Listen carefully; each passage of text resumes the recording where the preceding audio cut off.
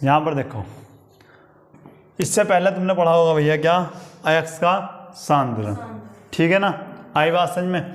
इसमें अब आपको पढ़ना क्या है, वो आपका कंप्लीट हो गया था, उसमें 3 विधि थी, ठीक है ना। अब जो है आपका यह है धातु का निष्कर्षण। इसमें क्या है देखो, सांद्रित अयस्क से धातु प्राप्त करने की पूर्ण क्रिया को क्या कहते हैं, धातु निष्कर्षण कहते हैं। और धातु निष्कर्षण के लिए भिन्न भिन्न, ठीक है ना।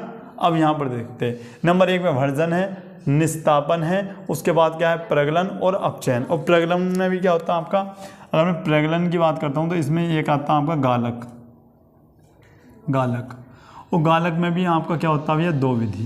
पहला क्या होता है क्षार्य गालक, क्या होता है क्षार्य गालक। और नंबर 2 पर होता है आपका क्या अम्लीय गालक, क्या होता है भैया अम्लीय गालक। आ रही बात समझ में, ठीक है। अब देखते हैं भर्जन को, क्या होता है।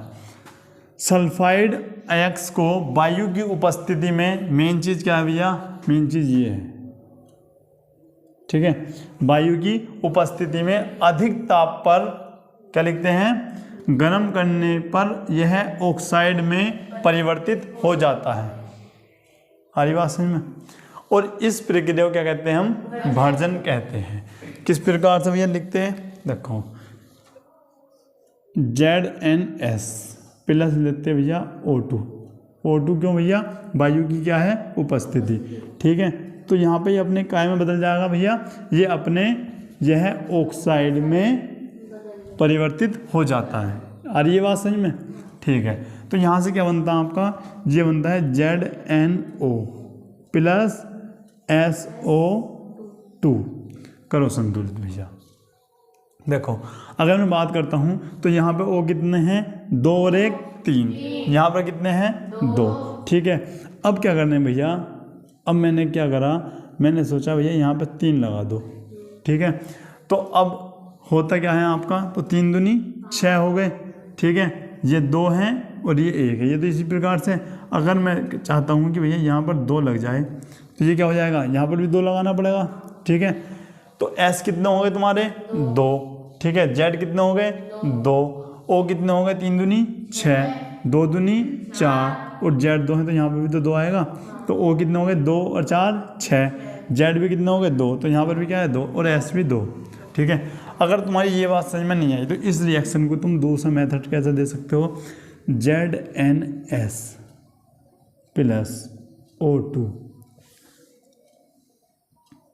और ZnO बना है आपका, और क्या बना आपका SO2 बना, ठीक है ना। अब ध्यान से समझना, यहाँ पे O कितने हैं 2, यहाँ पे कितने हैं भैया 3, ठीक है। मैंने क्या करा, यहाँ पर 3 लिया, उसके बटे में 2 लिया, ठीक है ना। अब देखो ये 2 है, 2 तिया 6, O कितने हो गए भैया 6, बटे में क्या है 2, 6 का आधा 3, इधर कितने हो गए, इसका हिसाब लगाया तो कितने हो गए, अगर आप हिसाब लगाते तो 3 दूनी 6, 6 का आधा 3, और यहाँ पर देखना 2 और 1 3, ठीक है। तो इसको ऐसे भी आप दे सकते हो।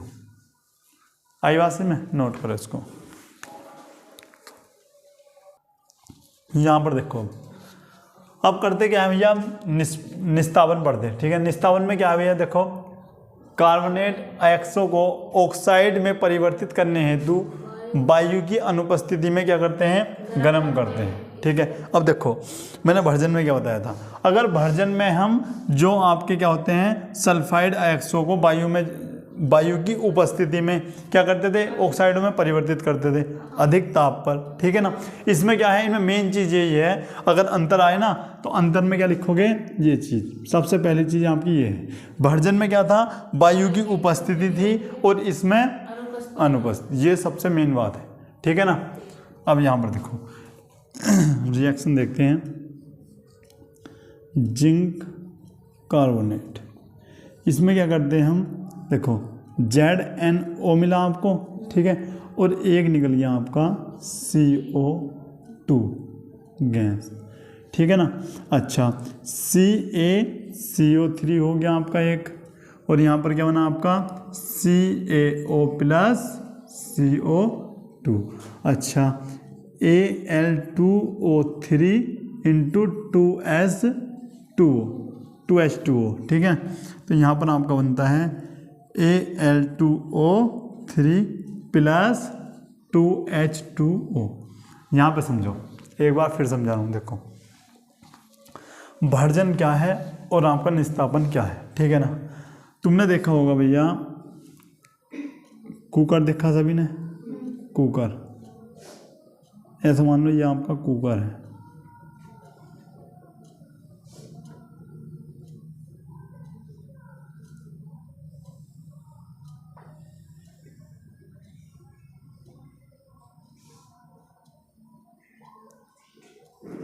ठीक है भाई।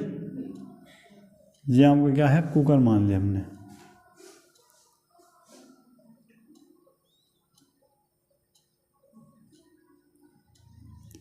ऐसा मान लो, ठीक है। ये क्या है, कुकर। चावल बनाए होंगे सबने, चावल और क्या डालते हैं उसमें, पानी, ठीक है। अच्छा, और इसे ढक्कन को क्या कर देते हैं हम, बंद। इसका मतलब ऑक्सीजन का काम इसमें क्या हो गया, खत्म। देखो मेन चीज़ क्या है, या तो इसमें ऑक्सीजन होती नहीं, वायु की अनुपस्थिति में होगी तो बहुत कम मात्रा में, ठीक है। और हमने क्या करना स्टार्ट करा भैया, इसको गर्म करना स्टार्ट करा। आ रही बात समझ में? लो जी, हमने ये क्या कर दिया, इसको गर्म कर, ठीक है। जब तुम इसे गर्म करते हो तो इसमें से गैस बनती है भाई, और गैस कहाँ में निकलती है आपकी, सीटी के थ्रू तो निकलती है यहाँ से। तो जब गैस निकल रही है, क्या वो अंदर को जा रही है या नहीं जा रही? गैस निकलने के लिए तो सीटी लगाई हुई है, इसका मतलब इसके अंदर ऑक्सीजन का कोई काम है नहीं। तो इसी प्रक्रिया को क्या बोलते हैं हम भैया, निस्तापन।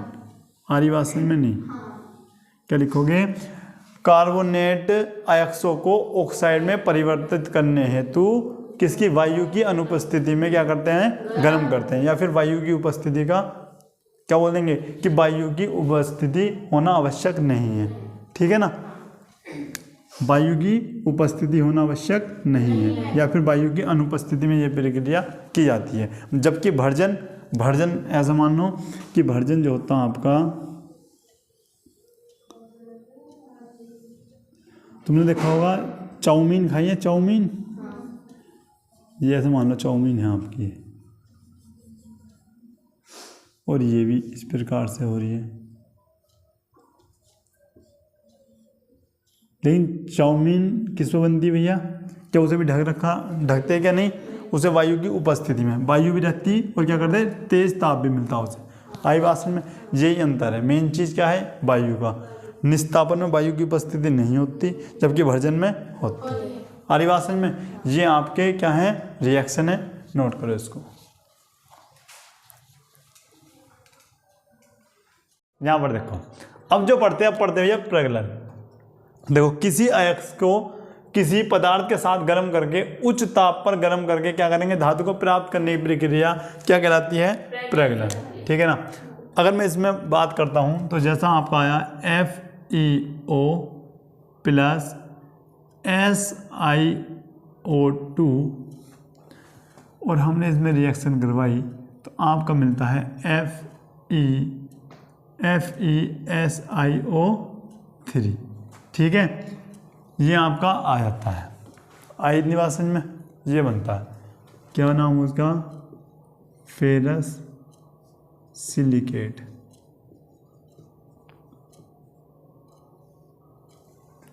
ठीक है भाई। अच्छा,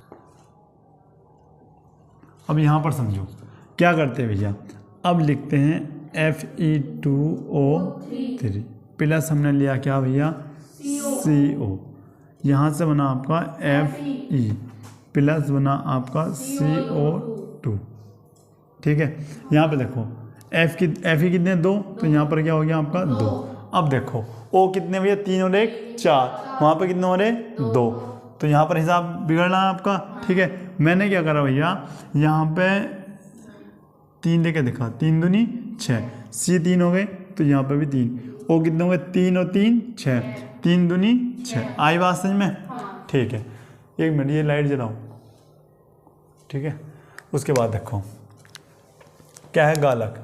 वे पदार्थ जो अयस्क में उपस्थित अशुद्धियों के साथ उच्च ताप पर क्रिया करके उन्हें सरलता से गलाकर, ठीक है भाई, अब दिख रहा साहब, देखो, वे पदार्थ जो अयस्क में उपस्थित अशुद्धियों के साथ उच्च ताप पर क्रिया करके उन्हें सरलता से गलाकर अलग होने वाले पदार्थों को क्या करते हैं, दूर कर देते हैं, उनको क्या कहते हैं, गालक कहते हैं या फिर गालक कहलाते हैं। अब दो प्रकार के गालक होते हैं, एक क्या होता है, क्षारीय गालक, और एक कौन सा होता है, अम्लीय गालक, ठीक है ना।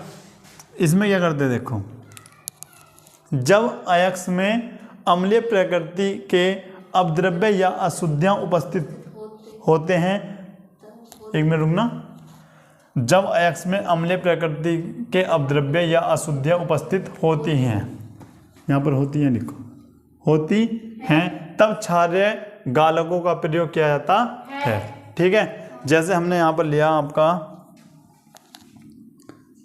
SiO2, ये मैंने मान लिया अम्लीय अशुद्धि, अम्लीय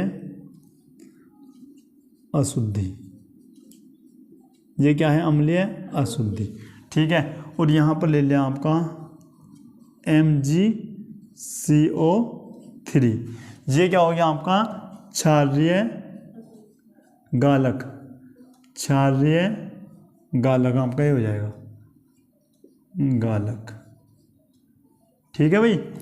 और यहाँ से क्या बन जाएगा आपका, यहाँ बनता है आपका Mg, क्या लिखोगे, MgSiO3, और यहाँ पर लिखेंगे CO2, ठीक है।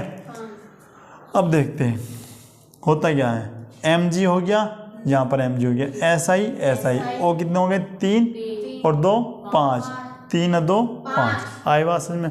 ये हो गया आपका सिलिकेट, सिलिकेट, नोट करोगे इसको। यहाँ पर देखो क्षारीय गालक समझ में आया, ठीक है। देखो यहाँ पे जो है आपका, ये तुम CaO3 भी ले सकते हो, ठीक है ना। अब यहाँ पर देखो, अब जैसे मैं रिएक्शन देता हूँ इसमें, तो ये आपका हो गया CaO, ठीक है। इसमें देखो उल्टा हिसाब है, जैसे क्षारीय गालक है, देखो पहले ध्यान से, जैसे क्षारीय गालक है तो अशुद्धियाँ आपकी अम्लीय होगी, यहाँ पर देखो, अगर क्षारीय गालक हुआ तो अशुद्धियाँ क्या होंगी, अम्लीय, और यहाँ पर अम्लीय गालक है तो अशुद्धियाँ कौन सी होंगी बताओ, क्षारीय, क्षारीय अशुद्धियाँ। इतनी बात समझ में आई या नहीं आई, पहले ये बताओ। अच्छा, अब यहाँ पर देखो, फिर समझो, यहाँ पर क्षारीय गालक है तो यहाँ पर भी क्या होगा, क्षारीय गालक, यहाँ चेंज नहीं, तो यहाँ पर अम्लीय हो तो यहाँ पर भी क्या होगा आपका, अम्लीय गालक, अम्लीय गालक, ठीक है भाई। और यहाँ पर जो बनता आपका CaSiO3, क्या नाम है इसका, सिलिकेट, सिलिकेट लिखेंगे, आई बात समझ में नहीं, ठीक है भाई, नोट करो इस जल्दी। देखो भाई क्या लिख रहा है, देखो अपचयन, देखो अपचयन अभिक्रिया के द्वारा अयस्क से धातु को प्राप्त किया जा सकता है, ठीक है ना। और ये याद करना चाहें कि अयस्क में उपस्थित धातु के आयन को उपयुक्त अभिकर्मकों की सहायता से धातु में अपचयित करते हैं और धातु यौगिक से धातु प्राप्त करने की प्रक्रम को अपचयन कहते हैं, ठीक है ना। और ये क्या है, अपचयन अभिक्रिया के द्वारा ही अयस्क से धातु को प्राप्त किया जा सकता है, ठीक है। किस प्रकार से, हम देखो H2S प्लस, हमने क्या लिया भैया यहाँ पे Br2, यहाँ से बनता आपका, देखो यहाँ से बना आपका HBr, और ये निकल गया क्या, सल्फर, ठीक है ना। अब भैया कितने H है, 2, Br कितने, 2, तो 2 HBr हो गए, ठीक है। एक तो आपका ये हो, ठीक है। अब होता क्या है, ZnO, zinc oxide plus carbon, ठीक है। ये आपका बना Zn प्लस CO। अब देखो जहाँ पर ऑक्सीजन का क्या हो, योग हो, उसे कहते हैं हम ऑक्सीकरण, आई बात समझ में। भाई यहाँ पे देखो ऑक्सीजन क्या था, यहाँ से हटकर, एक मिनट, यहाँ ऑक्सीजन नहीं था, वहाँ ऑक्सीजन आ गया, इसका मतलब ये क्या है आपका ऑक्सीकरण, पढ़ाया था ना ऑक्सीकरण अभिक्रिया ये। और जहाँ हाइड्रोजन का योग हो या फिर ऑक्सीजन का ह्रास हो, मतलब यहाँ ऑक्सीजन थी वहाँ नहीं है, तो इसे क्या कहते हैं भैया आप अपचयन। आई बात समझ में? नहीं आ रही बात समझ में? समझ में आया इतना? नोट करो। यहाँ पर देखो भाई, अब क्या पढ़ते हैं भैया, धातु का शोधन या फिर परिष्करण। ठीक है, अयस्क में धातु के निष्कर्षण से प्राप्त धातु कैसी होती है? अशुद्ध होती है, क्योंकि उसमें गालक, कार्बन, सिलिकॉन, फास्फोरस आदि की अशुद्धियां क्या होती हैं? उपस्थित होती हैं। विद्युत अपघटनीय विधि के द्वारा अशुद्धियों को दूर करके अत्यंत शुद्ध धातु को प्राप्त किया जाता है। कौन सी विधि है भैया? विद्युत अपघटनीय प्रक्रमण द्वारा परिष्करण। ठीक है ना। अब इस विधि में देखो क्या होता है, इस विधि में क्या करते हैं, शुद्ध धातु प्राप्त करते हैं। होता क्या है, इसमें एक आपका बनाया जाता है धातु की अशुद्धियों का बनाया जाता है आपका एनोड। क्या बनाया जाएगा? एनोड। इसमें धातु की अशुद्धियां भी होंगी और धातु भी होगी। ठीक है ना, धातु की अशुद्धियां। ठीक है ना, ये जो होता है आपका, ये होती है शुद्ध धातु। ठीक है ना, इसका क्या बनाया जाता है आपका कैथोड। आ रही बात समझ में? अब होता क्या है, इसमें क्या होता है देखो, अब ये जो विलयन है धातु का, लवण का जो विलयन है, ये किसकी तरह काम, ये होता है आपका कॉपर सल्फेट का विलयन। ठीक है ना, यही आपका विद्युत अपघट्य क्या करेगा, काम करता है। ठीक है, इसमें क्या होता है, अब जैसे ही हमने इसमें क्या भेजी, लाइट जब भेजेंगे तो इसमें से आपकी धातु निकलकर कहाँ पहुँचेगी, कैथोड की ओर। नई बात समझ में? देखो ये विलयन जो होता है धातु के लवण का विलयन किसकी तरह काम करता है भैया, विद्युत अपघटनीय द्वारा के उपयोग में इसका यूज किया जाता है। ठीक है ना, उसकी तरह ये कार्य करता है। और जैसे ही इसमें तुम लाइट भेजोगे तो एनोड जो होता है वो इससे मोटा होगा, हल्का सा क्या होता है, थोड़ा मोटा होता है। क्यों भैया, इसमें धातु और उसकी क्या होती है, अशुद्धियाँ भी होती है।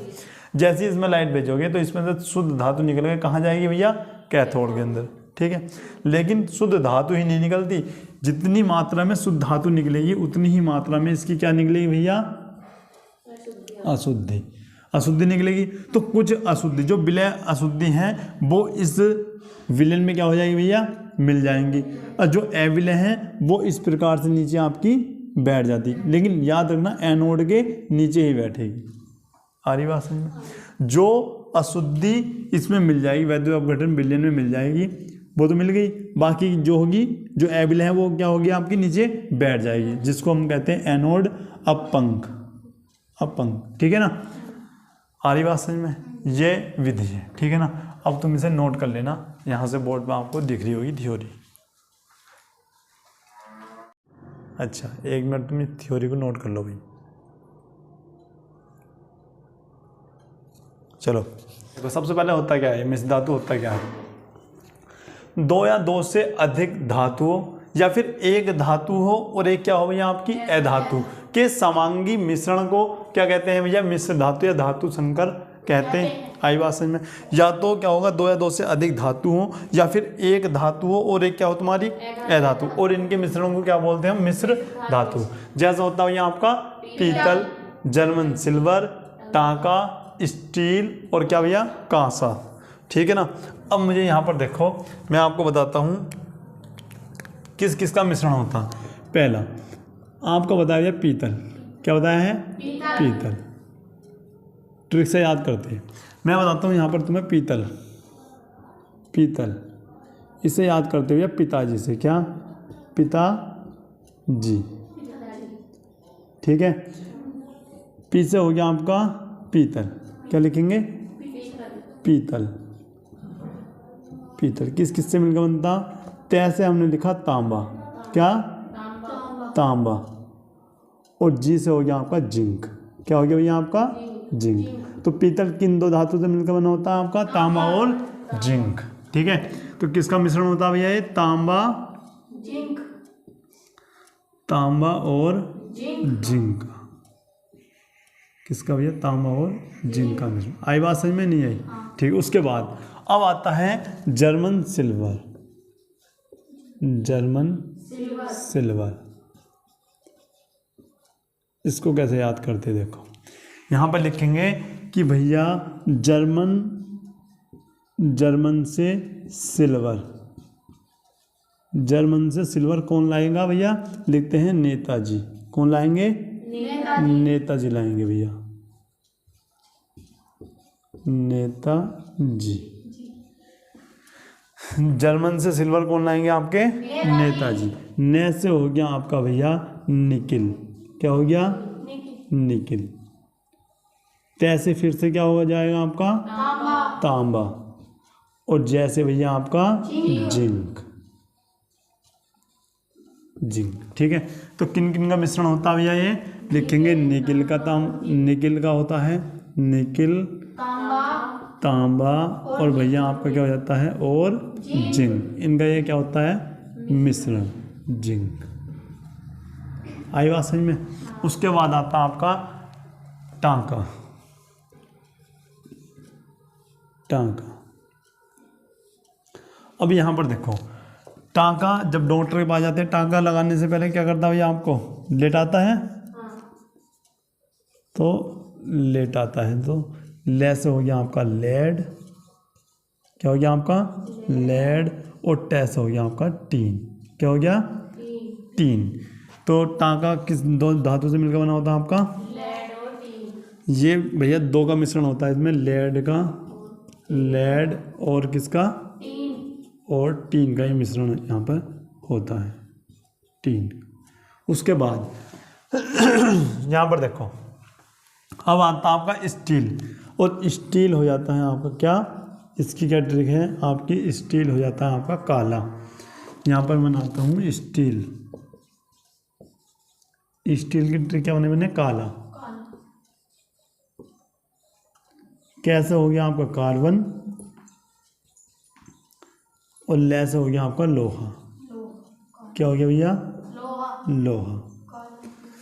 तो किन किन से मिलकर बना होता है आपका ये, कार्बन और लोहा,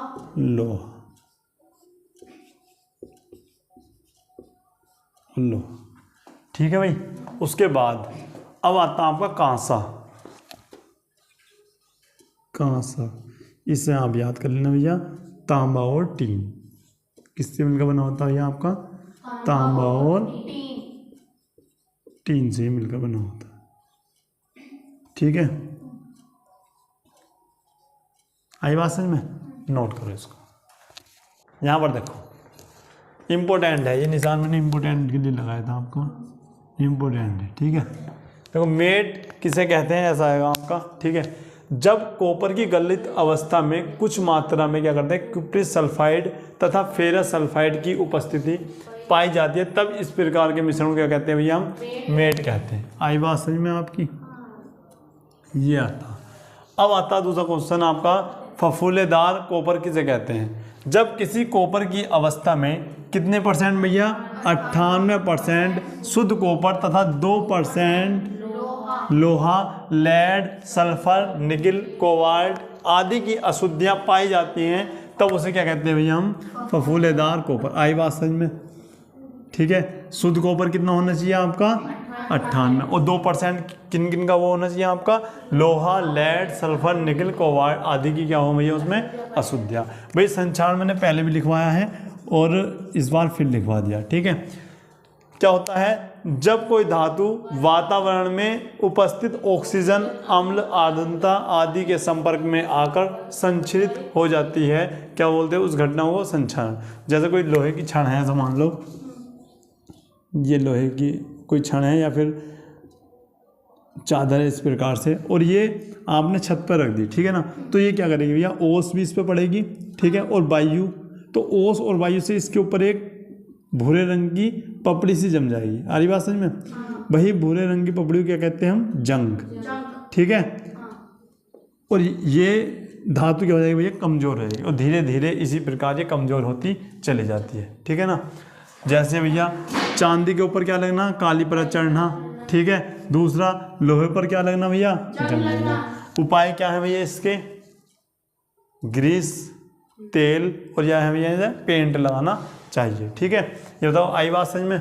कर सकते हैं। ये चैप्टर हो जाता है आपका कंप्लीट। मिलते हैं नेक्स्ट क्लास में, तब तक के लिए जय हिंद।